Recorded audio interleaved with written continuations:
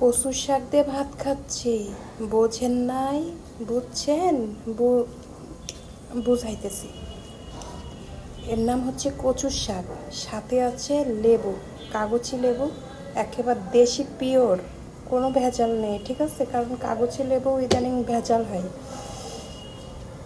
তো কচুর শাক খেলে কি কি উপকার হয় সেটা আর নতুন করে আমি বলতে চাচ্ছি না, কারণ প্রত্যেক বাঙালি লোক জানে।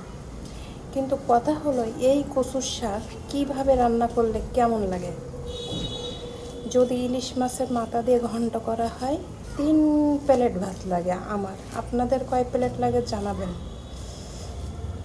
আর যদি এই লেবু দিয়ে খাওয়া হয় তাহলে 2 প্লেট ভাত লাগে আমার। বিসমিল্লাহ। আর যদি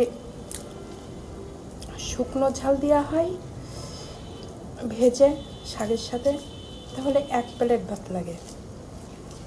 আর যদি শুধু কচুর শাক হয় তাহলে অনায়াসে 2-3 প্লেট খাওয়া যায়।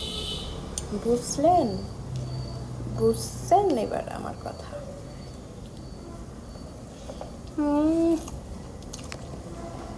সেই স্বাদ, সেই লেভেলের স্বাদ।